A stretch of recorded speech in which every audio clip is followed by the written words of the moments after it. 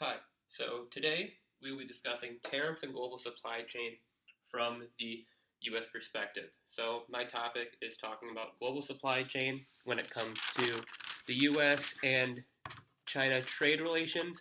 And to start off by really understanding this learning exercise, we need to understand where these trade tariffs and where this originated from and how we really got to this point.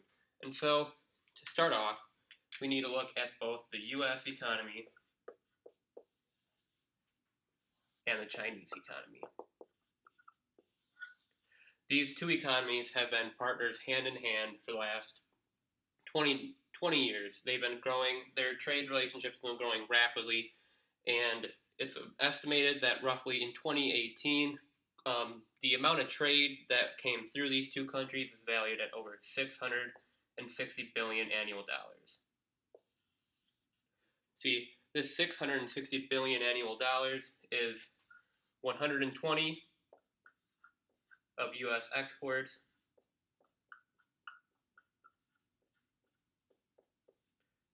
and 540 of Chinese imports to the United States. And this really hasn't been that big of a deal. This phenomenon has been going on for the last 10, 15, 20 years. But ever since Donald Trump was elected, we've seen an escalated importance on this trade imbalance. Obviously, if you keep exporting $120 billion to Chinese $550 billion of imports, there's going to be a trade imbalance. Though most economists say that that's not really a huge problem, just based off how the American consumers are able to get cheaper goods at a cheaper price, and they're able to do more productive things with regards to that. So this is where Donald Trump's trade talks really escalated, and so now to understand also another perspective on why we need to talk about intellectual property rights, or IPR. IPR is intellectual property rights, like I just said, and these have been coming into a lot of focus here with these escalated tariffs. These intellectual property rights have been stolen by the Chinese. With when we have an American company, say Apple, operating in China. China, in order for Apple to operate in there, China uses this tactic of that you need to give us your intellectual property rights in order for you to operate in China.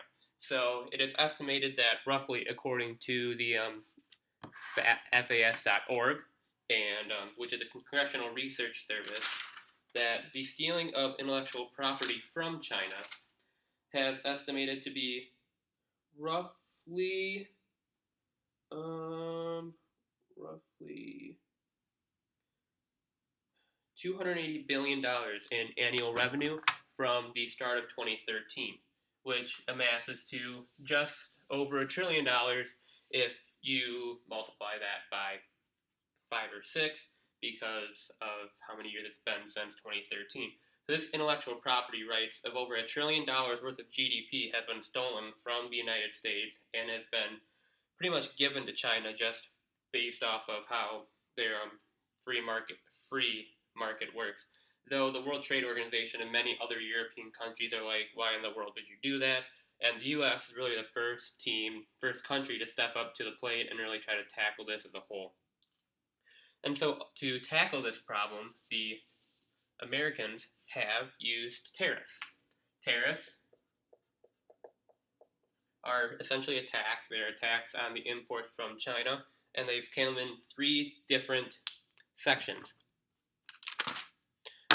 Mostly the 3 tariffs. There were 3 monster tariffs in 2018. One in July, one in June, one in August,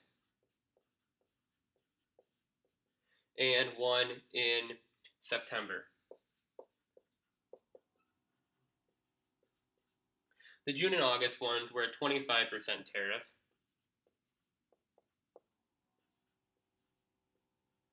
on $16 billion worth of goods and a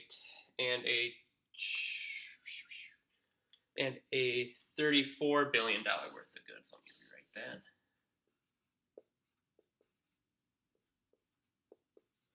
And the September one was only a 10% tariff. This 10% tariff came on $200 billion. And also, the Chinese then retaliated with the same amounts for the June and August tariffs, but they didn't tax us as much on the September tariff just because our imports, like I said earlier, are so much smaller than to China than their Chinese exports are to us. And so that 10% on $200 billion of September tariffs in 2018 was escalated in June to an additional 25% on another that same 200 billion. And so since we have a lot more imports from China, we are able to really conquer, we are really to massively tax them.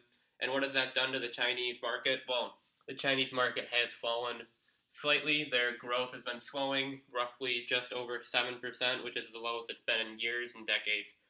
And so these tariffs seem to be really taking a toll not only on them, but on their economic growth as well.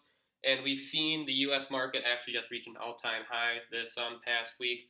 The S&P recently crossed 3,000, and despite all these trade worries, that was more on an interest rate cut potentially, and the low unemployment rate. So with the market at an all-time high and the Chinese economy slowing, it seems like these tariffs are working well, at least currently, for the American administration. But one drawback could the market be so much higher? Because we do know that Donald Trump is very in favor of having a strong stock market.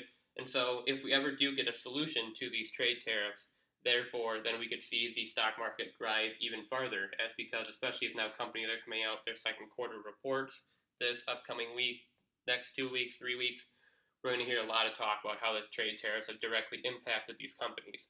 And so if we get any type of resolution with the long-term trade dispute between the Americans and the Chinese, we could potentially see a stock market reach another record high in the near term.